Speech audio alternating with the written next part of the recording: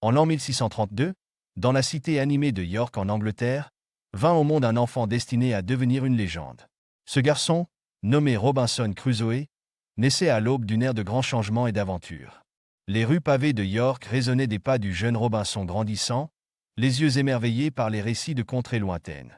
L'odeur du pain chaud se mêlait à celle des vieux livres dans le bureau paternel, dont les murs s'ornaient de cartes de rivages lointains. Ces cartes chuchotaient des promesses d'aventure, leurs lignes délavées traçant des chemins à travers des océans que Robinson ne pouvait qu'imaginer. Au fil des années, une tempête se formait dans le cœur de Robinson, à l'image de celle qui faisait rage sur les mers qu'il rêvait de parcourir. D'un côté, Le Havre sur des aspirations paternelles, une carrière respectable dans le droit, aussi solide que les remparts de York.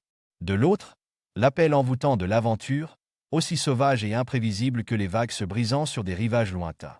La mer est une maîtresse capricieuse, mon garçon, disait son père, la voix grave et rocailleuse comme les galets roulant dans la marée. La lueur du feu dansait dans ses yeux, projetant des ombres évocatrices de périls cachés. Elle donne d'une main et reprend de l'autre. Mieux vaut garder les pieds sur terre, mais pour Robinson, le sol sous ses pieds n'était que sable mouvant. Chaque mise en garde parentale ne faisait qu'attiser les flammes de son désir. Leurs avertissements étaient comme le vent sur la braise, enflammant sa passion au lieu de l'éteindre. La perte de son frère aîné, parti au service militaire, jeta un voile sur la famille Crusoe. Un brouillard glacial semblait s'être installé sur leur demeure, glaçant l'air d'appréhension muette. L'anxiété parentale était palpable, enserrant Robinson tel un lierre menaçant de l'enraciner.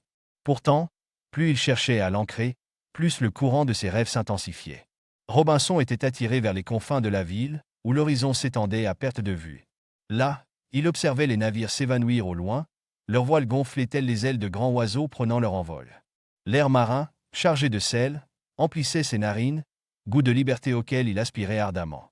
À l'approche de ses 19 ans, la tension en Robinson atteignit son paroxysme. York, jadis cocon réconfortant, ressemblait désormais à une cage. Les rues familières semblaient se resserrer, les bâtiments se rapprocher, étouffant son esprit. Puis, par une fraîche matinée de septembre 1651, quelque chose se brisa en Robinson. L'air était chargé des promesses de l'automne et du parfum du changement. Sans un mot à ses parents, sans un regard en arrière sur la vie qu'il abandonnait, il se laissa attirer par le port grouillant de houle. Son cœur battait la chamade, chaque pulsation tel un tambour de guerre le poussant en avant. La cacophonie du port, le bois qui gémit, les voiles qui claquent, les ordres qui fusent, étaient un chant de sirène à ses oreilles. Et là, se balançant doucement sur l'eau, se trouvait un navire en partance pour Londres. Pour Robinson, ce n'était pas qu'un simple vaisseau, mais la délivrance, la clé qui le libérerait des chaînes de l'attente qu'il avait si longtemps entravées. Les mains tremblantes et la gorge sèche comme le désert, il s'approcha du capitaine. Quelques mots échangés, des pièces changèrent de main et, en un instant vertigineux, Robinson Crusoe se retrouva à bord. Tandis que le navire s'éloignait du quai, il vit le seul foyer qu'il eût jamais connu s'estomper, son passé s'évanouissant au rythme des vagues. La côte de houle se réduisit à une mince ligne à l'horizon, puis disparut complètement. Robinson se tenait sur le pont, le vent salin fouettant ses cheveux, son cœur en proie à un tourbillon d'exaltation et de terreur. Il avait fait son premier pas dans l'inconnu, déclenchant une série d'événements qui allaient à jamais changer le cours de sa vie. Alors que le soleil déclinait, peignant le ciel de teintes orangées et roses, Robinson sentit un frisson d'anticipation lui parcourir l'échine. Le doux tangage du navire le berçait d'un sentiment de sécurité, mais à la tombée de la nuit, un banc de nuages menaçants se profilait à l'horizon. Les marins aguerris échangeaient des regards inquiets, leurs murmures étouffés emportés par le vent qui se levait. L'excitation de Robinson commença à se muer en inquiétude lorsqu'il réalisa que son aventure pourrait prendre un tour périlleux plus tôt qu'il ne l'avait imaginé. Le premier voyage de Crusoe débute dans un tourbillon d'excitation et d'anticipation. Cependant, l'enthousiasme cède rapidement place à la peur lorsque le navire essuie une violente tempête près de Yarmouth. Le ciel s'assombrit jusqu'à devenir d'un noir d'encre, masquant le soleil tel un épais linceul étouffant. Le vent hurle dans le gréement, un cri de banshee qui glace Crusoe jusqu'à la moelle. Des vagues monstrueuses, hautes comme des immeubles et tout aussi massives, s'abattent sur la coque du navire. Chaque impact fait trembler la structure en bois, le navire gémit en protestation tel un animal blessé. L'estomac de Crusoe se soulève à chaque tangage et roulis, son corps faisant écho à la mer déchaînée. Le goût âcre de la peur lui monte à la gorge, se mêlant aux embruns salés qui recouvrent ses lèvres. Pendant des jours, la tempête fait rage, malmenant sans relâche le navire et les esprits. Même les marins les plus aguerris arborent des mines sinistres, leurs visages creusés par des sillons d'inquiétude plus profonds que n'importe quel abysse marin. Crusoe les observe s'affairer sur le pont, leurs mouvements frénétiques mais déterminés. Les cordages sont assurés, les écoutilles verrouillées, chaque geste une tentative désespérée de tenir la mer vorace à distance. Alors que la situation s'aggrave, Crusoe sent les doigts glacés de la mort effleurer son âme. Pour la première fois de sa jeune existence, il prend pleinement conscience de la fragilité de la vie humaine. Dans l'obscurité humide de la cale, il joint les mains, les doigts si étroitement entrelacés que ses jointures blanchissent. « Je vous en prie, Seigneur, murmure-t-il, ces paroles à peine audibles dans le vacarme de la tempête, épargnez-nous cette tombe aquatique. » La charpente du navire peine à résister à l'assaut incessant, grinçant et gémissant comme les articulations d'un vieillard. Soudain, un craquement esséurant déchire l'air. Le mât, jadis fier et altier, se fend et s'abat sur le pont dans un enchevêtrement de cordages et de voiles. L'eau s'engouffre par les brèches nouvelles et la panique se propage parmi passagers et équipages comme une traînée de poudre. Alors que tout semblait perdu, que Crusoe pouvait goûter l'amertume de la défaite, une lueur d'espoir apparaît à l'horizon. Un navire voisin, bravant les conditions traîtresses, vient à leur secours. Crusoe et son équipage, trempés jusqu'aux os et tremblants d'épuisement et de soulagement, sont arrachés aux griffes de la mort et ramenés sains et saufs sur la terre ferme. Lorsque Crusoe pose le pied à Yarmouth, un étrange mélange d'émotions l'envahit. Le soulagement d'avoir survécu se mêle à un sentiment persistant d'excitation et d'aventure. Ses vêtements sont en lambeaux, son corps meurtri, mais son esprit reste intact, flamme inextinguible. C'est alors que Crusoe fait face à un moment décisif. Le père de son compagnon de mer, capitaine de leur malheureux navire, s'approche de lui. Le visage buriné du vieil homme est une carte des tempêtes traversées et des périls affrontés. « Mon garçon » dit-il en posant une main calleuse sur l'épaule de Crusoe, d'une voix bourrue mais empreinte d'une réelle inquiétude. « Prenez ceci comme un avertissement. Rentrez chez vous, auprès des vôtres. La mer n'est pas un endroit pour ceux qui ne sont pas prêts à affronter sa cruauté. » Crusoe écoute, l'esprit agité comme les flots tumultueux. Les paroles du capitaine font écho à celles de son propre père, mis en garde qu'il avait négligé avant d'entreprendre ce voyage. L'espace d'un instant, il envisage de suivre ce conseil. Le souvenir de la fureur de la tempête est encore vif, la peur toujours palpable, s'accrochant à lui comme ses vêtements raidis par le sel.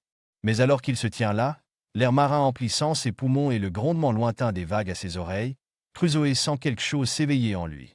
L'expérience de la mort imminente, loin d'affaiblir sa détermination, n'a fait qu'attiser les flammes de sa nature aventureuse. C'est comme si la tempête avait balayé ses doutes, ne laissant qu'une volonté inébranlable. Il remercie le capitaine pour sa bienveillance, une gratitude sincère dans la voix. Mais au fond de lui, Crusoe sait qu'il ne peut plus faire marche arrière. L'appel de l'inconnu est trop puissant, un chant de sirène irrésistible. L'attrait de l'aventure le tiraille, aussi fort et inexorable que la marée. Les jours suivants, pendant sa convalescence, l'esprit de Crusoe est peuplé de visions de rivages lointains et de merveilles inouïes. Les dangers affrontés semblent pâlir face aux récompenses potentielles qui l'attendent. Chaque ecchymose sur son corps est une médaille d'honneur, chaque douleur un rappel de sa résilience.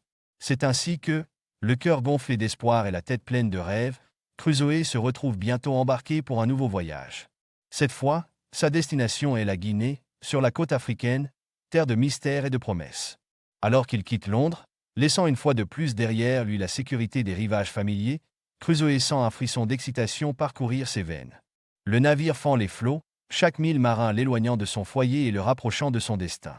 Crusoe se tient au bastingage, le vent ébouriffant ses cheveux, un sourire aux lèvres. Quels que soient les défis qui l'attendent, il est prêt à les relever, l'esprit serein et la détermination plus forte que jamais. Alors que le soleil commence à décliner, peignant le ciel de teintes orangées et rosées, le regard de Crusoe est attiré par une forme sombre à l'horizon. Il croit d'abord à un nuage, mais à mesure qu'il se rapproche, son sang se glace. La silhouette incontestable d'un navire se dessine, mais pas n'importe lequel. Le pavillon noir flottant au sommet du mât raconte une histoire terrifiante. Des pirates. Le cœur de Crusoe s'emballe, menaçant de jaillir de sa poitrine. Ses yeux s'écarquillent lorsqu'il voit le navire pirate s'approcher, son drapeau noir promet sinistre de violence à venir. Le cœur de Crusoe bat la chamade, menaçant de briser sa cage thoracique. Ses yeux s'écarquillent à la vue du navire pirate qui s'approche, son pavillon noir présageant une violence imminente. L'air se charge de tension, la brise marine apportant l'odeur âcre de la poudre et de la peur. Les mains moites de Crusoe agrippent le bastingage, ses phalanges blanchissant sous l'effort. Le fracas de l'acier résonne, une cacophonie terrifiante ponctuée par les cris d'effroi des hommes. Les pirates déferlent sur leur navire telle une nuée de sauterelles, leurs visages déformés par la soif de sang. L'univers de Crusoe se réduit à une succession de moments brutaux et chaotiques. L'odeur du sang emplit ses narines. Ses muscles hurlent pendant qu'il se bat, en vain. Leurs assaillants se meuvent avec l'efficacité de tueurs aguerris. En un instant vertigineux, le fer froid mord les poignets de Crusoe. Les chaînes lui écorchent la peau, rappel constant de sa nouvelle captivité. Il trébuche, poussé brutalement par des mains calleuses. Le capitaine mort se dresse devant lui, ses yeux sombres brillant de triomphe. L'estomac de Crusoe se noue d'un mélange nauséeux de peur et de désespoir. Le soleil frappe sans pitié tandis que Crusoe peine dans les champs et les ports de Salé. 2 années s'étirent en une éternité de labeur épuisant et de maigres rations. Le goût de la liberté s'estompe comme un rêve à demi oublié, remplacé par l'amertume de la sueur et du désespoir. Pourtant, même dans ces moments les plus sombres, une lueur d'espoir refuse de s'éteindre.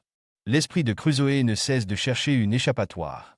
Chaque nuit, allongé sur sa paillasse, il ferme les yeux et s'imagine sur le pont d'un navire, le vent dans les cheveux, voguant vers la liberté. C'est alors que, tel un éclair illuminant un ciel d'orage, l'occasion se présente. Son maître, devenu négligent, envoie Crusoe en expédition de pêche avec 2 autres esclaves. Tandis qu'il s'éloigne du rivage, le cœur de Crusoe s'emballe, mêlant peur et anticipation. C'est le moment qu'il a attendu, pour lequel il a prié, dont il a rêvé. Parmi ses compagnons d'infortune se trouve un jeune garçon nommé Zuri. Crusoe perçoit une âme sœur dans les yeux vifs du garçon, une étincelle de courage reflétant son propre désir désespéré de liberté. Alors qu'il s'éloigne de la côte, Crusoe s'approche, sa voix à peine audible. « Veux-tu être libre ?» Les mots flottent dans l'air, lourds de possibilités. Les yeux de Zuri s'écarquillent, un kaléidoscope d'émotions défilant sur son visage, peur, espoir, détermination. D'un léger hochement de tête, ils scellent leur pacte. Ensemble, ils attendent, les muscles tendus, les nerfs à vif, le moment propice pour agir.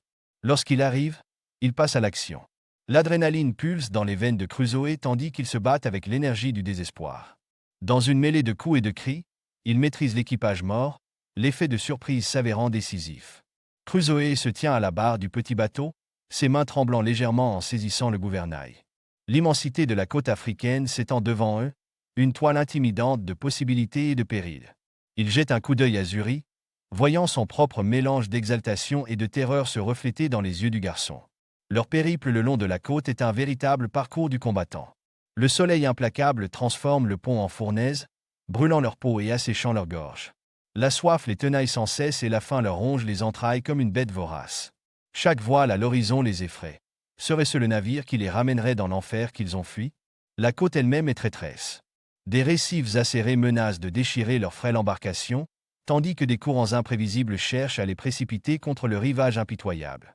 La nuit, les cris de bêtes inconnues résonnent dans les ténèbres, les faisant frissonner et peuplant leurs rêves de terreurs innommables.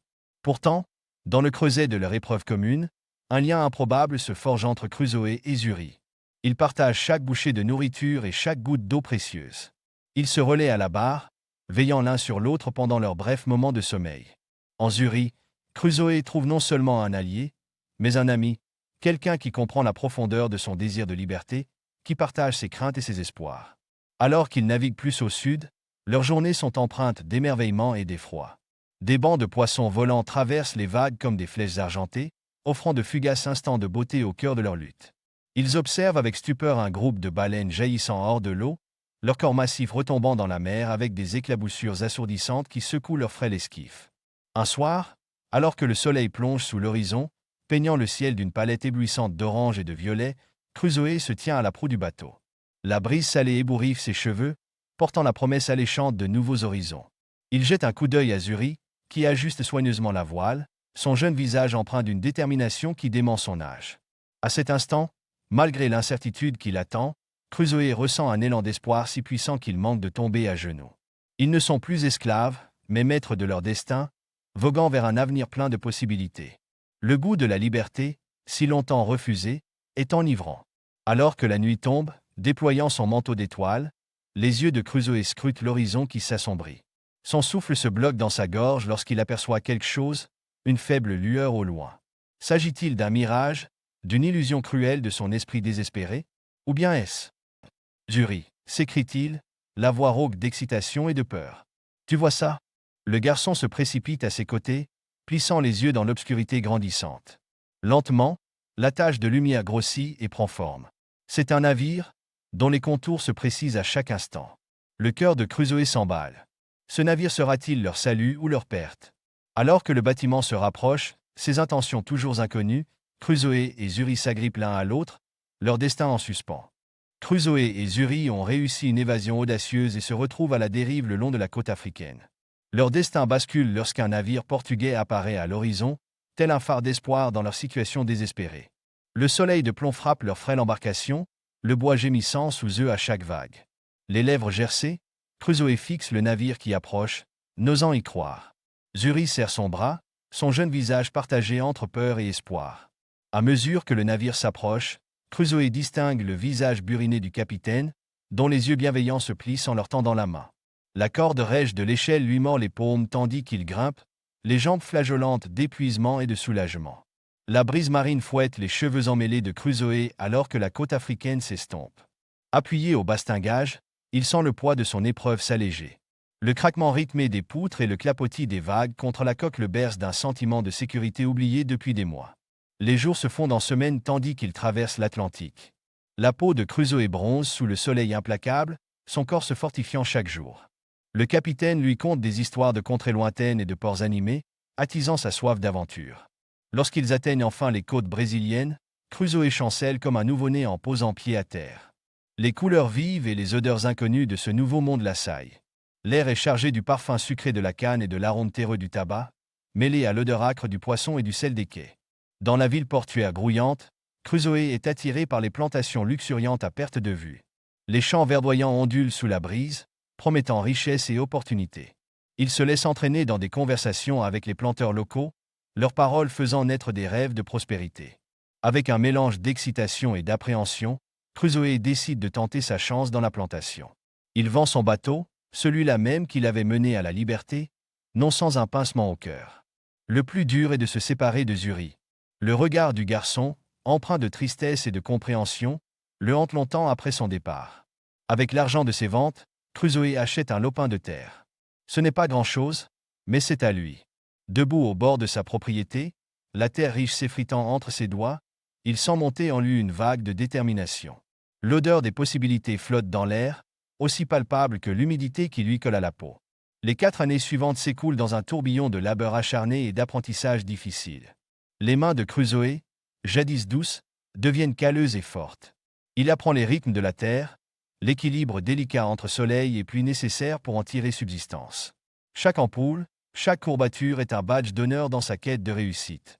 Sa plantation s'épanouit sous ses soins, tel un enfant qui grandit et se fortifie. La canne à sucre ondule dans la brise, mer de promesses vertes. Les feuilles de tabac, larges et parfumées, sèchent au soleil. Au fil des saisons, la richesse de Crusoe s'accroît et il gagne le respect des autres planteurs. Le goût sucré du succès l'enivre et lui procure un sentiment d'accomplissement inédit. Pourtant, alors même qu'il savoure sa réussite, une inquiétude familière s'installe dans son cœur. C'est comme une démangeaison qu'il ne peut apaiser, un murmure au fond de son esprit qui s'amplifie jour après jour. Le confort de sa nouvelle vie, autrefois si satisfaisant, ressemble désormais à une cage. Les champs qui représentaient la liberté semblent maintenant l'enserrer, les rangées interminables de cultures lui rappelant la monotonie de ses journées. Crusoe regarde plus souvent la mer, son esprit vagabondant vers des rivages lointains et des aventures inconnues. Les histoires des autres planteurs, les récits de fortunes faites et perdues dans des contrées lointaines, lui donnent le vertige. Debout au bord de sa propriété, la chaude brise brésilienne ébouriffant ses cheveux, il sent l'appel de l'inconnu tirailler son âme. C'est lors d'une de ces réunions, où l'air est chargé de fumée de cigares et du riche arôme du café brésilien, qu'une opportunité se présente. Un groupe de planteurs, les yeux brillants de promesses de richesse, propose une expédition de traite d'esclaves en Afrique. Les mots flottent dans l'air, lourds de potentiel et de danger. Le cœur de Crusoe s'emballe à cette perspective. Le profit potentiel est énorme, bien au-delà de ce que sa plantation pourrait rapporter en plusieurs années. Pourtant, une petite voix au fond de lui murmure la prudence, lui rappelant les périls auxquels il a échappé de justesse. Le souvenir de sa propre fuite désespérée de l'esclavage le fait frissonner de culpabilité et d'incertitude. Mais l'attrait de l'aventure, le chant des sirènes de la richesse, sont trop forts pour qu'il y résiste. Crusoe, l'esprit rempli de visions de fortune multipliées, accepte de se joindre à l'expédition. Alors qu'il serre la main de ses collègues planteurs, scellant ainsi son engagement, il ne peut se défaire du sentiment qu'il déclenche des événements qui changeront une fois de plus le cours de sa vie. Crusoe est loin d'imaginer, alors qu'il entame les préparatifs du voyage, que sa décision, motivée par l'appât du gain et la soif d'aventure, va bouleverser son destin d'une manière inimaginable. Debout sur le pont du navire qui le ramène en Afrique, un sentiment de malaise l'enveloppe comme un lourd manteau. Le ciel s'assombrit, devenant d'un gris menaçant, projetant de longues ombres sur le pont. Un vent glacial siffle dans le gréement, chargé de l'odeur âcre de l'ozone. Crusoe frissonne, soudain conscient de l'immensité et de l'imprévisibilité de l'océan qui s'étend devant lui. Quelle tempête, quelles épreuves l'attendent. Alors que les premières gouttes de pluie commencent à tomber, il ne peut s'empêcher de se demander s'il n'a pas commis une terrible erreur. Le ciel s'assombrit d'un gris menaçant, projetant de longues ombres sur le pont. Un vent glacial s'engouffre dans le gréement, apportant l'odeur âcre de l'ozone. L'estomac de Crusoe se noue, à l'image de la mer de plus en plus agitée. Soudain, la tempête se déchaîne. Le vent hurle comme une bête féroce, déchirant les voiles et menaçant de les arracher. Des vagues, hautes comme des montagnes et écumantes de rage, s'abattent sur la coque. Le navire gémit sous l'assaut, ses membrures craquant de protestation. L'univers de Crusoe se réduit à la survie. Ses mains, à vif et ensanglantées, s'agrippent désespérément à la rambarde. Les embruns salés lui piquent les yeux, brouillant sa vision.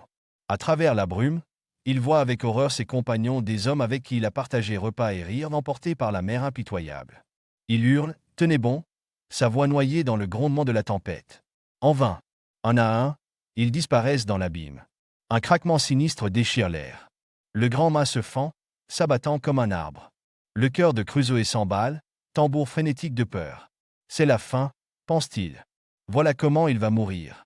Mais le destin en décide autrement. Une vague monstrueuse frappe le navire de plein fouet. Crusoe se sent soulevé, en apesanteur un instant terrifiant, avant d'être projeté à la mer. L'eau glacée le saisit. Il se débat, luttant contre le courant qui cherche à l'engloutir. Ses poumons brûlent, réclamant de l'air. Au moment où ses forces l'abandonnent, une autre vague le happe, le jetant comme un fétu de paille sur un rivage inconnu. La conscience lui revient peu à peu, comme la marée. Crusoe cligne des yeux, ébloui par la lumière crue du soleil. Le goût du sel persiste sur ses lèvres, ses vêtements collent à son corps, lourd et trempé.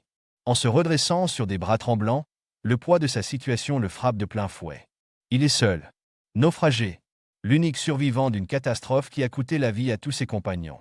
La panique lui serre la gorge, menaçant de le submerger. Mais Crusoe la repousse, puisant dans une force intérieure insoupçonnée.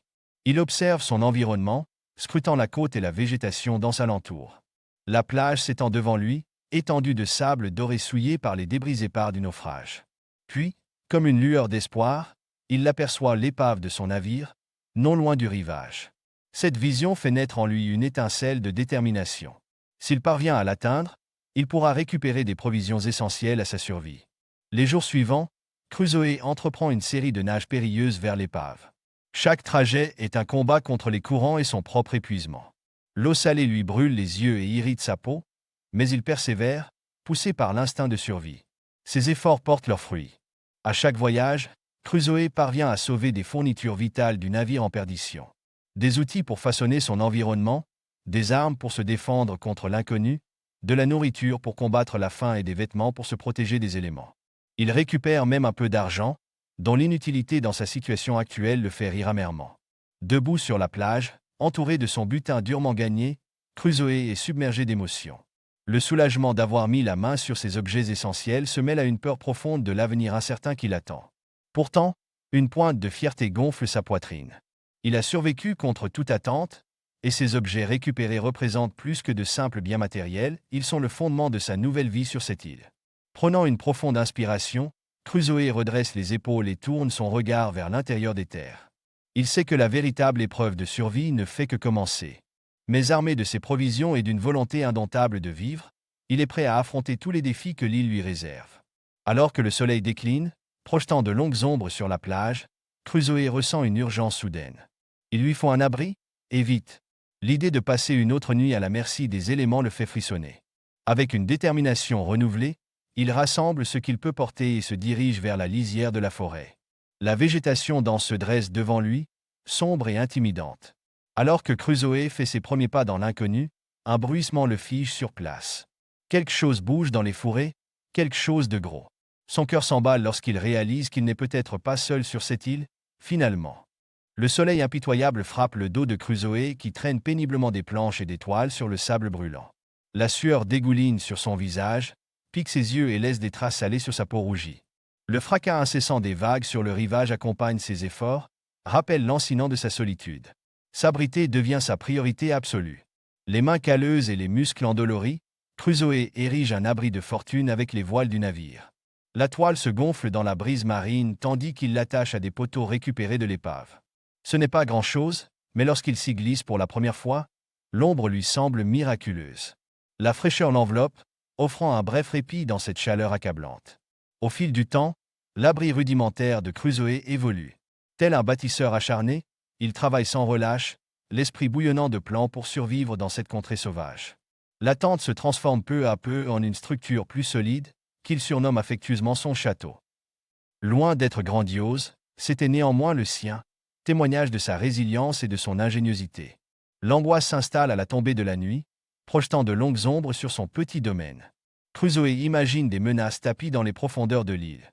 Pour apaiser ses craintes, il construit une robuste palissade autour de son château, chaque poteau s'enfonçant profondément dans le sol telle une sentinelle vigilante.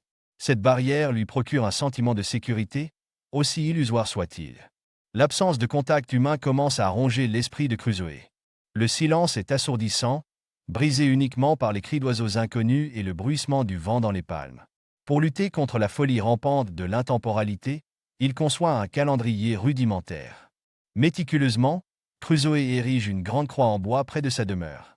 Chaque jour, il y grave une entaille, marque tangible du temps qui passe. Ce simple geste devient un rituel, l'ancrant dans la réalité et donnant un semblant de structure à son existence chaotique. Les encoches se multiplient comme un décompte d'une peine indéterminée. Pour Crusoe, elles sont plus que de simples marques sur le bois. Elles représentent une bouée de sauvetage, un moyen de mesurer ses progrès et de se rappeler qu'il est toujours en vie, toujours combattant. À la nuit tombée, Crusoe se retire dans son château. Là, à la lueur vacillante d'une bougie de fortune, il couche ses pensées sur les pages d'un journal rescapé du naufrage. La flamme projette des ombres dansantes sur les murs, et le grattement de sa plume rompt le silence. Le journal devient à la fois un outil pratique et un exutoire émotionnel. Crusoe y consigne méticuleusement ses activités quotidiennes, les cultures qu'il plante, les outils qu'il fabrique, les petites victoires et les échecs frustrants. Mais entre les lignes d'observation pratique, ses sentiments les plus profonds s'infiltrent comme l'eau dans les fissures de la pierre.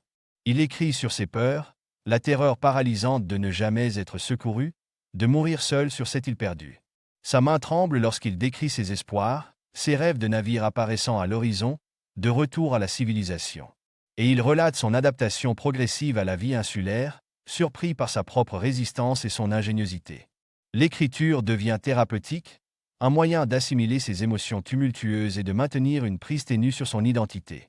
Au fil des pages, Crusoe se sent moins naufragé qu'auteur de sa propre histoire, aussi incertaine qu'en soit la fin.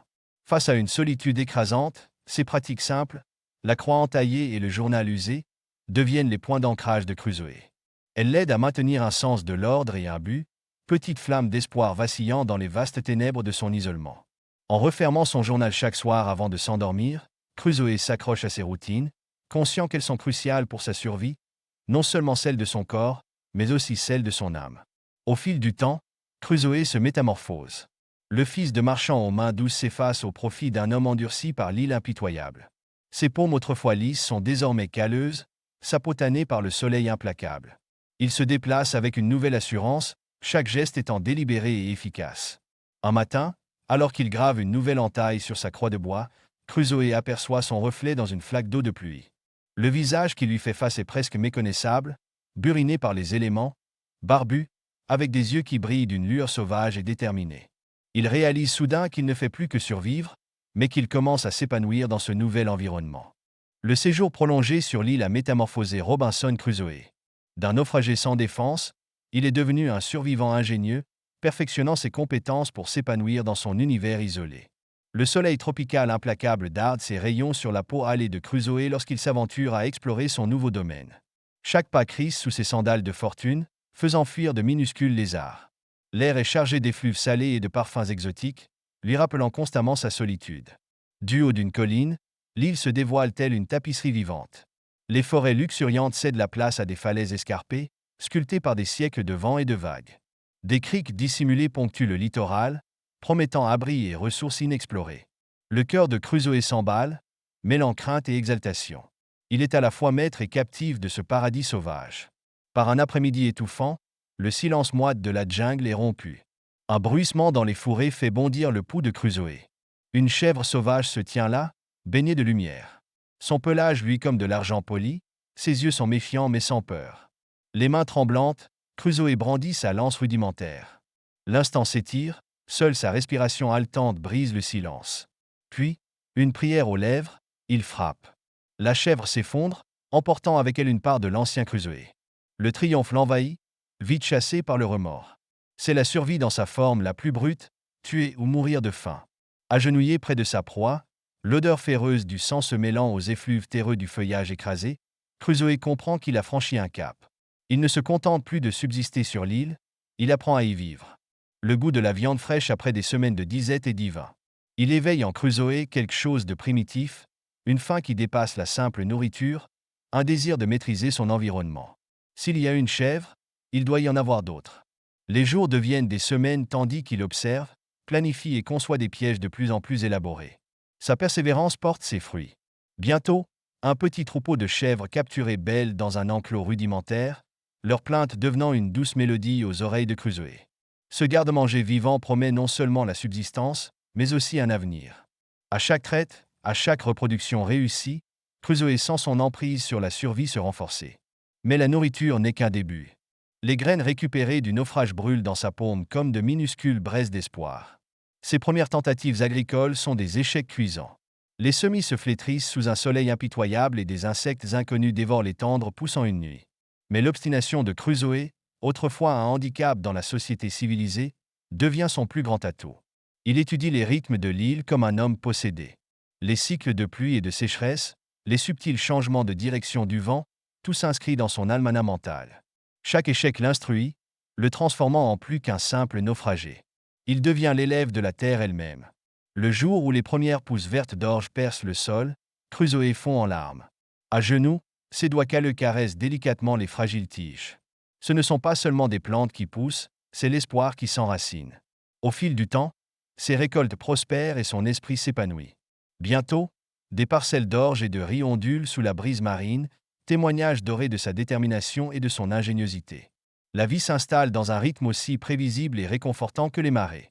Le matin, Crusoé s'occupe de ses chèvres et de ses cultures, les tâches répétitives apaisant son esprit autrefois agité. Les après-midi sont consacrés à l'amélioration de ses conditions de vie, chaque petit progrès étant une victoire sur la nature sauvage qui menaçait jadis de l'engloutir. Les mains de Crusoé, autrefois douces et inadaptées au travail manuel, deviennent des instruments de création. Des meubles rudimentaires prennent forme sous ses doigts patients, transformant son abri d'un simple refuge en un semblant de foyer. Il taille des ustensiles dans le bois de l'île, chaque cuillère et fourchette étant un petit pas vers la civilisation. Ses tentatives de poterie lui apportent frustration et joies inattendues. Les premiers bols difformes le font éclater de rire, un son surprenant dans le calme habituel de son campement. Même ses échecs sont perçus comme des progrès. Chaque pot bancal lui rappelle qu'il est plus qu'un simple survivant. Il devient créateur, bâtisseur de son propre monde miniature. Au fil des saisons, les pensées de Crusoé se tournent vers l'avenir.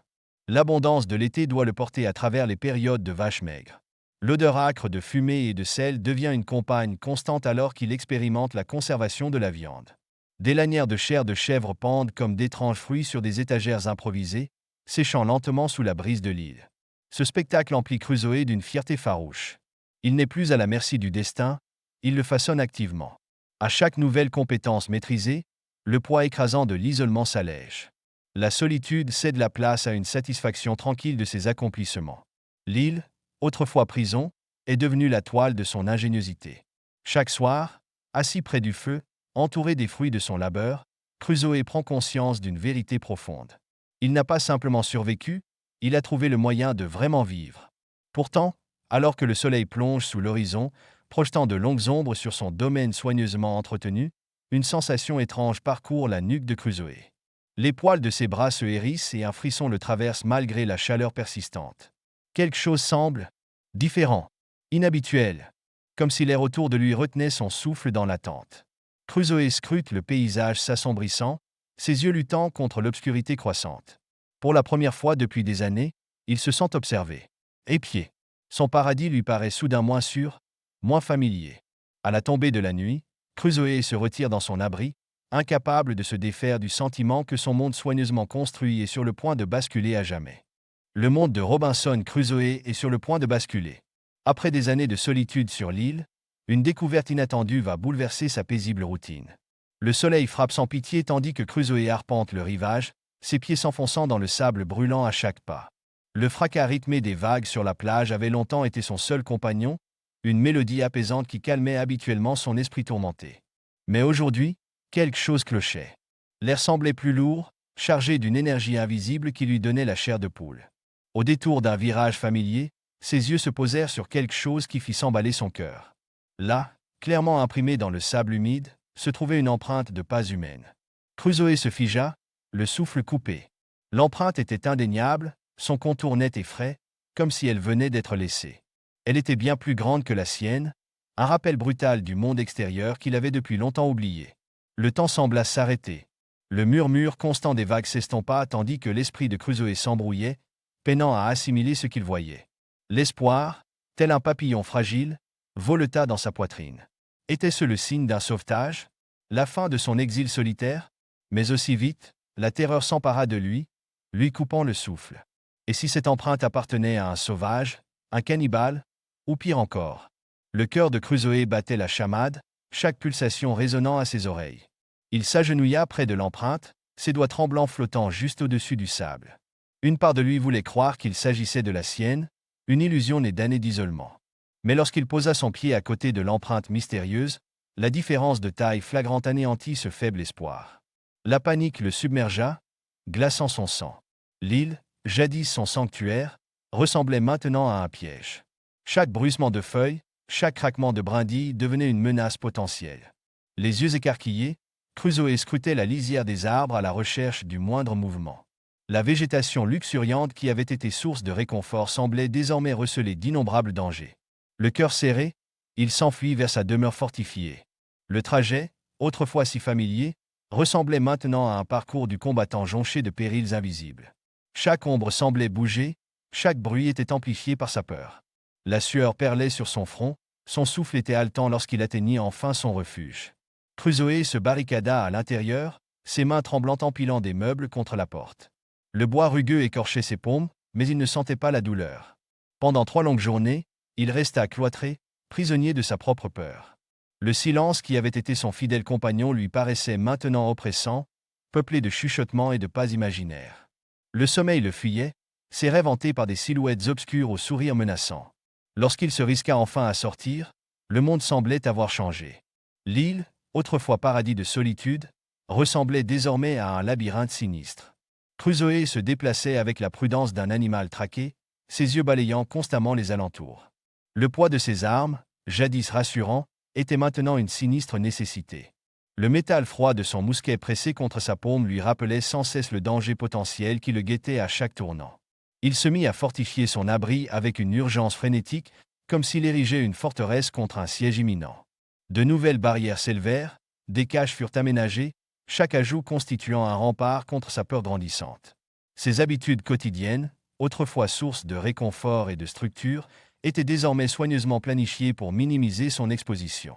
Chaque sortie pour se ravitailler en nourriture ou en eau devenait une opération tactique, tous ses sens en alerte pour détecter le moindre signe d'intrusion. Les jours se fondaient dans un brouillard tandis que Crusoe inspectait l'île à la recherche d'autres traces de présence humaine. Chaque plage, chaque clairière, chaque vallon caché était examiné avec une minutie obsessionnelle. Le sable meuble ne révélait plus d'empreintes, le feuillage dense ne trahissait aucun passage. Mais l'île restait muette, ne fournissant aucune réponse aux questions qui le tourmentaient. L'empreinte mystérieuse était devenue un spectre qui le hantait à chaque instant. Elle lui rappelait brutalement que la solitude qu'il croyait totale n'était peut-être qu'une illusion et qu'à tout moment, son monde pouvait basculer. Cette simple marque dans le sable avait brisé son sentiment de sécurité, le forçant à envisager la possibilité d'un contact humain après des années d'isolement. À la tombée du jour, après une nouvelle journée de recherches infructueuses, Crusoe se tenait sur la plage où il avait découvert l'empreinte. Les vagues léchaient le rivage, effaçant toute trace du passage de la journée.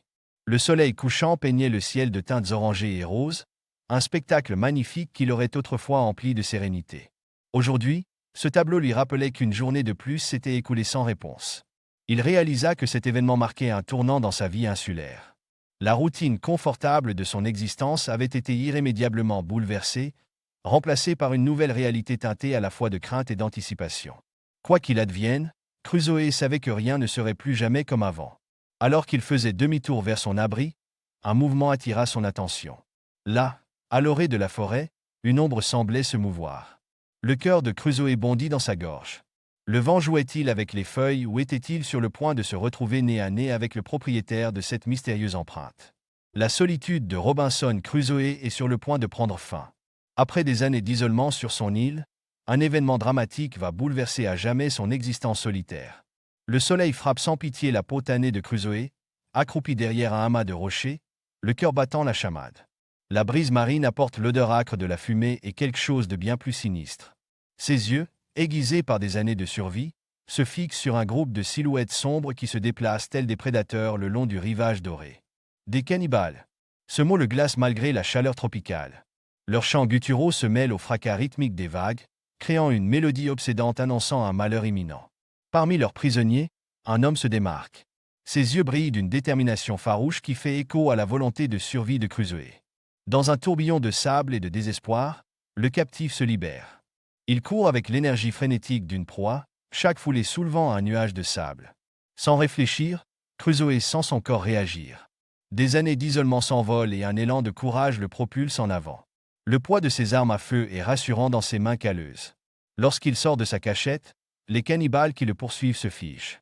Leurs yeux s'écarquillent, un mélange de confusion et de peur primitive se dessinant sur leur visage. Crusoe lève son fusil, dont le métal brille comme un rayon d'espoir sous le soleil tropical. La détonation déchire l'air, faisant s'envoler les oiseaux des palmiers voisins dans un tourbillon d'ailes affolées. Les cannibales reculent comme frappés par la foudre, leur visage trahissant la terreur que leur inspire cette puissance inconnue. Ils s'enfuient en courant, abandonnant leurs victimes tremblantes mais vivantes sur le sable. L'homme secouru tombe à genoux, haletant. Ses yeux croisent ceux de Crusoe, débordant d'une gratitude qui transcende le langage. À cet instant, un lien se forge entre eux, aussi tangible que le sable sous leurs pieds. « Vendredi » dit Crusoe, la voix rauque de fatigue. Il se désigne, puis l'homme. « Je t'appellerai Vendredi. » Un sourire timide se dessine sur les lèvres de Vendredi qui acquiesce, acceptant cette nouvelle identité. Dans les jours qui suivent, Crusoe endosse son rôle d'enseignant avec un enthousiasme inattendu. Il commence par des mots simples, désignant le monde qui les entoure. « L'eau » dit-il en montrant les ruisseaux cristallins qui serpentent à travers la végétation luxuriante de l'île. « Le feu » explique-t-il, alors qu'ils se blottissent près de la chaleur des flammes du soir, le crépitement du bois formant une bande-son réconfortante à leur leçon. L'esprit de Vendredi est comme une éponge, absorbant chaque nouvelle information avec une avidité qui impressionne et touche Crusoe. Au fur et à mesure que le vocabulaire de Vendredi s'enrichit, la profondeur de leur conversation et la force de leurs liens s'intensifient. Crusoe se surprend à partager non seulement la langue, mais aussi les subtilités de son héritage européen. Il enseigne l'art de construire des abris solides, les techniques pour tirer parti du sol fertile de l'île et les méthodes de chasse avec des armes plus qu'élémentaires. À chaque leçon, les yeux de Vendredi s'illuminent d'une curiosité qui rappelle à Crusoe son propre émerveillement pour le monde, oublié depuis longtemps. Le changement le plus significatif survient peut-être lorsque Crusoe initie Vendredi au concept du christianisme. Au début, Vendredi peine à saisir les idées abstraites d'un Dieu invisible, ses sourcils se fronçant de concentration. Mais la patience et la conviction de Crusoe commencent lentement à s'enraciner dans le cœur de Vendredi. Leurs discussions sur la foi se prolongent souvent dans la nuit, les étoiles scintillant comme des témoins silencieux de cet échange culturel. Au fil des saisons, marquées par de subtils changements dans la flore de l'île, Vendredi passe du statut d'étranger secouru à celui de compagnon indispensable. Sa présence insuffle une nouvelle vie aux activités quotidiennes de Crusoe. Ensemble, ils s'occupent des récoltes, leur rire résonnant dans les champs tandis qu'ils travaillent côte à côte. Ils chassent en équipe, la vue perçante de Vendredi complétant l'adresse au tir de Crusoe. Le soir, ils s'assoient près du feu, partageant des histoires sur leur vie si différentes. Les récits de Vendredi sur son pays natal peignent des images vivantes dans l'esprit de Crusoe, élargissant son monde au-delà des limites de l'île. En retour, les récits de Crusoe sur les villes animées et les aventures maritimes émerveillent Vendredi, qui écarquille les yeux en essayant d'imaginer des mondes si différents du sien. L'île, autrefois prison de solitude pour Crusoe, ressemble désormais à un royaume partagé. Chaque arbre, chaque colline, chaque crique cachée devient un lieu de découverte commune et de souvenirs partagés. La solitude qui menaçait de consumer Crusoe s'estompe, remplacée par un profond sentiment de camaraderie et d'utilité. Au fil du temps, la distinction entre maître et serviteur s'efface. La loyauté et la nature joyeuse de Vendredi le rapprochent de Crusoe d'une manière inattendue. Leur relation se transforme en une amitié qui transcende les barrières culturelles, fondée sur le respect mutuel et une affection sincère. Dans les moments de calme, Crusoe s'émerveille de la façon dont ce coup du sort a si profondément changé sa vie. L'homme qui l'a sauvé là, à son tour, sauvé du poids écrasant de l'isolement. La présence de Vendredi a apporté une nouvelle énergie et une nouvelle perspective à l'île, la transformant d'un lieu d'exil en un foyer empli de chaleur et d'expériences partagées. Ce lien humain marque un tournant crucial dans le parcours de Crusoe, soulageant sa solitude et modifiant la dynamique de son existence sur l'île.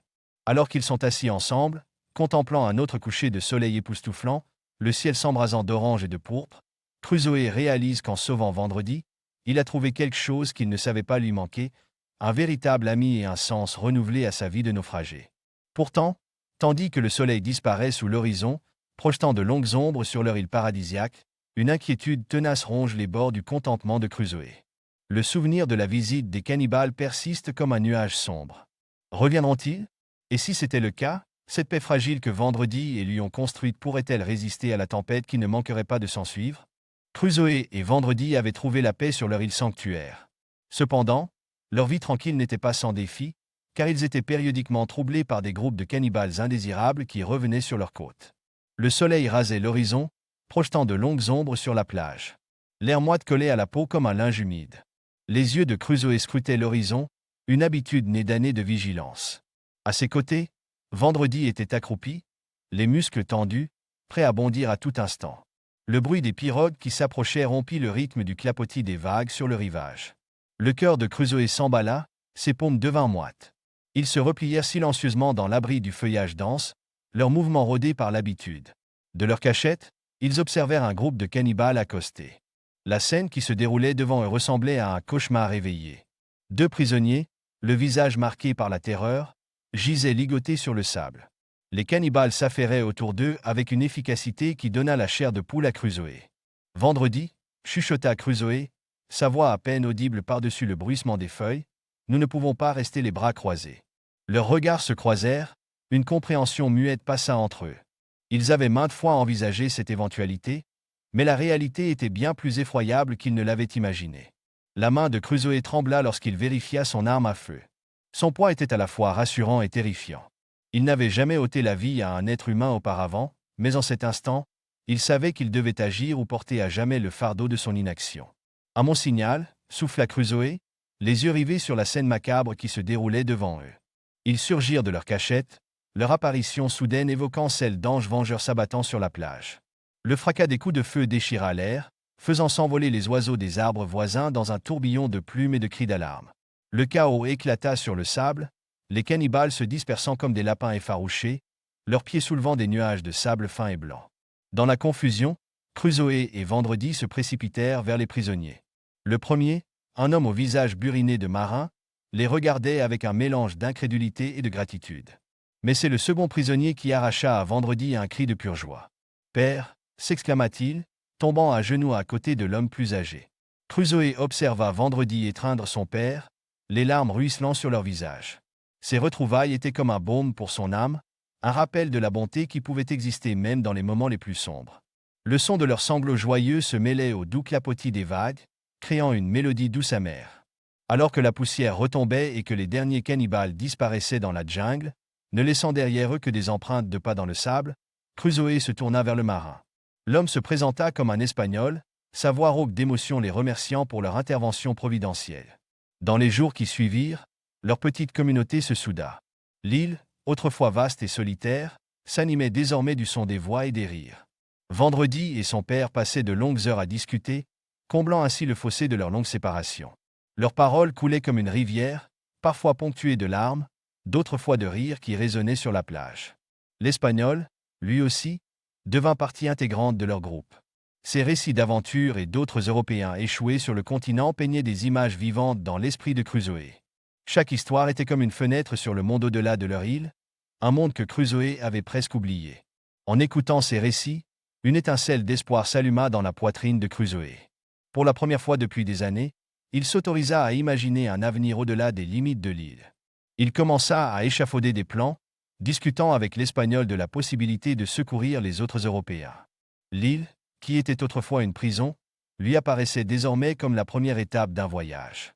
En contemplant l'étendue infinie de l'océan, Crusoe sentit monter en lui un sentiment d'anticipation. L'avenir, autrefois si sombre et immuable, lui promettait de nouvelles aventures, et peut-être un retour dans le monde qu'il avait laissé derrière lui. Alors que le soleil plongeait sous l'horizon, peignant le ciel de teintes éclatantes d'orange et de rose, les yeux de Crusoe aperçurent quelque chose au loin. Son cœur s'emballa tandis qu'il plissait les yeux, essayant de distinguer la forme. Était-ce possible? Après toutes ces années? La silhouette se précisait à chaque instant, et Crusoe sentit une vague d'émotion menacer de le submerger. Là, sur la toile de fond du soleil couchant, se dessinait la silhouette indubitable d'un navire. Un navire anglais. Le cœur de Crusoe bondit à la vue d'un navire anglais à l'horizon. Après des années d'isolement, l'occasion tant attendue d'être secouru se présentait enfin. La brise marine apportait avec elle un élan d'espoir, teinté d'une pointe d'anxiété qui parcourait son corps usé par le temps. Au fur et à mesure que le navire s'approchait, l'exaltation initiale de Crusoe se muait en un malaise grandissant. Quelque chose clochait. L'approche du navire était irrégulière, ses voiles se gonflaient de façon désordonnée dans le vent. À travers sa longue vue, il observait des altercations sur le pont, des coups échangés et des corps s'affrontant. Ses espoirs d'un sauvetage paisible s'effondraient comme un château de cartes. Une chaloupe fut mise à l'eau, fendant les vagues agitées en direction du rivage. L'instinct de Crusoe, aiguisé par des années de survie, lui criait de rester caché. De son poste d'observation parmi les rochers, il vit 3 hommes brutalement poussés sur la plage, le capitaine et 2 membres loyaux de l'équipage, désormais prisonniers de ce qui s'avérait être une mutinerie. La gravité de la situation s'abattit sur Crusoe comme une chape de plomb. Voilà sa chance de salut, enveloppé dans un dangereux dilemme moral. Le rire rauque des mutins résonnait sur la plage, un son choquant qui brisait la quiétude habituelle de l'île. L'esprit de Crusoe s'emballait, soupesant les options qui s'offraient à lui. Pouvait-il rester là à regarder ces hommes souffrir? Ou devait-il risquer tout ce qu'il avait péniblement bâti pendant près de 3 décennies pour intervenir? La détermination se dessinant sur son visage buriné par le soleil, Crusoe se tourna vers Vendredi, son fidèle compagnon. « Vendredi, chuchota-t-il, la voix rauque d'anticipation, nous avons un combat à mener. » Ensemble, ils élaborèrent un plan mettant à profit toute leur connaissance de l'île. Le terrain qui avait été la prison de Crusoe allait devenir son meilleur allié. Chaque arbre, chaque rocher, chaque sentier caché jouerait un rôle dans leur audacieuse tentative de sauvetage. À la faveur de l'obscurité, Crusoe et Vendredi se déplaçaient comme des ombres à travers le paysage familier. L'île semblait conspirer avec eux, chaque bruissement de feuilles et chaque caillou roulant masquant leur approche. En s'approchant du camp des mutins, l'odeur âcre du rhum et le son des chants d'ivrogne emplissaient l'air, une cacophonie de débauche qui faisait grincer des dents à Crusoe. Le cœur battant la chamade, ils lancèrent leur attaque. Les années de solitude de Crusoe avaient aiguisé ses sens à l'extrême, et l'agilité naturelle de Vendredi en faisait une force redoutable. Ils frappèrent avec la fureur d'un ouragan tropical, prenant les mutins au dépourvu. La bataille fut féroce mais brève. Les épées s'entrechoquaient dans un fracas métallique qui déchirait l'air nocturne. Les pistolets tonnaient, leurs éclairs illuminant brièvement le chaos. Certains mutins tombèrent, d'autres se rendirent, leur rébellion écrasée par l'assaut inattendu. Lorsque la poussière retomba, Crusoe se tenait victorieux aux côtés du capitaine libéré, les 2 hommes haletants et ensanglantés, mais vivants. La gratitude brillait dans les yeux du capitaine lorsqu'il serra la main de Crusoe. « Vous nous avez tous sauvés, dit-il, la voix chargée d'émotion. Je vous dois une dette que je ne pourrai jamais rembourser. » La réponse de Crusoe fut simple, « Ramenez-moi chez moi. » Alors que les préparatifs du départ commençaient, un tourbillon d'émotions envahit Crusoe. L'île qui avait été sa prison, sa maison, son univers pendant 28 ans, ne serait bientôt plus qu'un souvenir. Il se sentait comme un arbre déraciné, son essence même étant mêlée au sol et aux rochers de cet endroit. Les jours précédant leur départ, Crusoe fit visiter son domaine au capitaine. Il lui montra la grotte qu'il avait abritée, les champs qu'il avait cultivés et les chèvres qu'il avait domestiquées. Chaque vue, chaque explication était teintée d'une nostalgie douce amère. « C'est remarquable », s'émerveilla le capitaine, « de voir comment vous avez réussi à vivre ici. » Crusoe acquiesça, la gorge nouée. « Ce n'a pas toujours été facile, admit-il, mais c'est devenu notre foyer. » Alors qu'il se préparait à partir, Crusoe pensa aux mutins qui avaient choisi de rester sur l'île. Malgré leurs actes, il ne pouvait se résoudre à les abandonner sans conseil. Il passa des heures à rédiger des instructions détaillées sur la survie, partageant la sagesse durement acquise au fil des ans. Debout sur la plage, prêt à embarquer sur le navire qui le ramènerait à la civilisation, Crusoe jeta un dernier regard à l'île. Le soleil se couchait, peignant le ciel de teintes oranges et roses éclatantes, comme si l'île elle-même lui faisait des adieux colorés. Le doux clapotis des vagues sur le rivage semblait lui murmurer un au revoir, un son qui avait été la toile de fond de sa vie pendant si longtemps. Inspirant profondément, il se tourna vers le bateau qui l'attendait. Il était temps de partir, de retourner dans le monde qu'il avait quitté il y a si longtemps. En montant dans l'embarcation, Crusoe ressentit le poids de ses expériences, la force qu'il avait acquise et l'homme qu'il était devenu. L'île l'avait façonné, mis au défi, en fin de compte, sauvé. Alors que le navire prenait le large, Crusoe se tenait à la rambarde, regardant son île s'éloigner à l'horizon. Les embruns salés sur son visage se mêlaient aux larmes qu'il n'avait pas conscience de verser. L'immensité de l'océan s'étendait devant lui, une page blanche de possibilités et d'incertitudes. Mais tandis que le rivage familier disparaissait à l'horizon, une nouvelle angoisse commença à ronger le cœur de Crusoe. Qu'est-ce qu'il attendait en Angleterre? Qu'est-ce qui avait changé en son absence? Reconnaîtrait-il même le monde dans lequel il allait retourner? Alors que le bateau voguait dans la nuit, l'esprit de Crusoe était empli de questions, son excitation de rentrer chez lui étant tempérée par un sentiment croissant d'inquiétude quant à ce qui l'attendait. Crusoe a foulé le sol anglais le 11 juin 1687, mettant fin à son long et périlleux voyage. 35 ans s'étaient écoulés depuis qu'il avait quitté sa patrie, toute une vie d'aventures et d'épreuves gravées sur son visage buriné par le temps. Les effluves familiers de son pays natal l'ont submergé comme une vague, charriant avec eux une foule de souvenirs enfouis. L'odeur du charbon, le parfum terreux des pavés humides et la légère brise marine, tout cela lui semblait à la fois étrange et douloureusement familier. Tandis que ses bottes résonnaient sur les pierres usées des rues animées de Londres, Crusoe avait l'impression d'être un revenant traversant un rêve à demi oublié. La ville s'était métamorphosée en son absence, grandissant et évoluant tel un organisme vivant. Des bâtiments imposants projetaient de longues ombres là où se dressaient autrefois de modestes masures, et la cacophonie des voix, des sabots et des roues de charrette créait une symphonie du progrès qui l'enthousiasmait autant qu'elle le troublait. Le cœur de Crusoe s'emballait, partagé entre l'excitation et l'inquiétude, alors qu'il naviguait dans ce nouveau paysage, à la recherche de vestiges du monde qu'il avait jadis connu. À chaque pas, le poids de l'incertitude l'accablait. Qu'était-il advenu de ses affaires? Se retrouverait-il démuni dans ce monde étrange? Les questions tourbillonnaient dans son esprit comme des feuilles emportées par le vent. Prenant une profonde inspiration, Crusoe se ressaisit et partit à la recherche d'informations sur sa situation financière. La révélation qui l'attendait tenait du miracle. Loin d'être dans la misère, Crusoe était devenu un homme fortuné. Ses plantations brésiliennes, confiées des années auparavant à un capitaine bienveillant, avaient prospéré au-delà de ses espérances les plus folles. Cette nouvelle le frappa de plein fouet, balayant le fardeau de l'inquiétude et le remplaçant par un vertigineux sentiment de possibilités infinies. Pourtant, au milieu de cette joie retrouvée, une ombre planait sur le cœur de Crusoe. Sa quête de visage familier le conduisit à une triste vérité. Ses parents étaient décédés durant sa longue absence. Cette nouvelle s'installa dans sa poitrine comme une pierre, rappel amer du prix de ses aventures. Crusoe se trouvait à la croisée des chemins, tiraillé entre l'exaltation et le chagrin. Poussé par un mélange de curiosité et de sens du devoir, Crusoe mit le cap sur Lisbonne. La ville portugaise, avec ses rues baignées de soleil et son omniprésente odeur de sel, détenait la clé de sa nouvelle fortune. En arpentant les quais animés, le grincement des bateaux et les cris des marins le ramenèrent à l'époque où il sillonnait les mers. Le destin lui réservait encore une surprise. Là, au milieu de la foule, il aperçut un visage familier, le capitaine portugais qui l'avait sauvé des côtes africaines tant d'années auparavant. Leurs retrouvailles furent celles de frères longtemps séparés, empreintes d'étreintes chaleureuses et d'une sincère gratitude. En échangeant leurs histoires, Crusoe sentit un morceau de son ancienne vie se remettre en place. Ses affaires en ordre et l'esprit tranquille, Crusoe regagna l'Angleterre, prêt à embrasser sa nouvelle vie. Il ouvrit son cœur à l'amour, se maria et fonda une famille. Bientôt, le bruit de petits pas emplit sa maison, 3 enfants apportant une joie et un sens nouveau à son existence. Pendant un temps, Crusoe savoura les plaisirs simples de la vie domestique, la chaleur du sourire de sa femme, les rires de ses enfants, le confort d'une vie bien remplie. Pourtant, sous le vernis du bonheur domestique, l'appel de l'aventure continuait de murmurer à l'oreille de Crusoe. C'était un chant de sirène qu'il ne pouvait ignorer et qui s'amplifiait au fil des ans.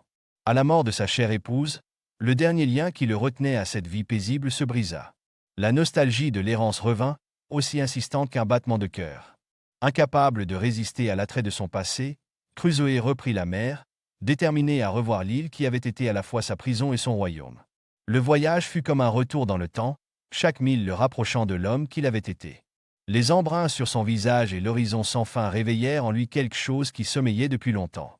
Lorsque le rivage familier se dessina, le cœur de Crusoe s'emballa. L'île, jadis lieu de solitude et de lutte, s'était transformée. Là où régnait le vide, s'épanouissait désormais une communauté florissante de colons espagnols et anglais. Cette vue le remplit d'un mélange de fierté et de nostalgie, voyant son ancien domaine solitaire grouillé de vie et de possibilités. Pendant un mois, Crusoe s'immergea dans la vie de la colonie, partageant ses connaissances et s'émerveillant de ce que la détermination humaine pouvait accomplir. Il se promena sur les plages où il avait autrefois désespéré, aujourd'hui bordées de bateaux et animées d'une activité débordante. Il gravit les collines où il avait veillé en solitaire, désormais parsemées de maisons et de jardins. Cette expérience raviva en lui un feu, une soif d'exploration et de nouvelles expériences qui n'avaient jamais été vraiment étanchées. Alors qu'il faisait une nouvelle fois ses adieux à l'île, Crusoe sut au fond de lui que son voyage ne s'arrêterait pas là. L'horizon l'appelait, promettant de nouvelles aventures et des histoires inédites qui n'attendaient que d'être découvertes. Le sourire aux lèvres et le vent dans les cheveux, Crusoe se tourna vers les possibilités infinies qui s'offraient à lui. Le monde était vaste et plein de merveilles, et il était déterminé à en savourer chaque instant. Debout sur le pont du navire qui s'éloignait de l'île, Crusoe éprouva un sentiment d'accomplissement. Il avait bouclé la boucle, passant d'un jeune homme en quête de fortune à un aventurier aguerri qui avait trouvé une richesse inestimable, non seulement en or, mais aussi en expérience, en amitié et en sagesse que seule une vie pleinement vécue pouvait apporter. Alors que l'île s'estompait à l'horizon, Crusoe tourna son regard vers l'avant. La mer s'étendait devant lui, toile d'un bleu infini, pleine de promesses et de possibilités. Il ignorait où les vents le mèneraient, mais il était prêt à affronter ce qui l'attendait. Pour Crusoe, la plus grande aventure n'était pas derrière lui, mais toujours au-delà de la prochaine vague, attendant d'être découverte.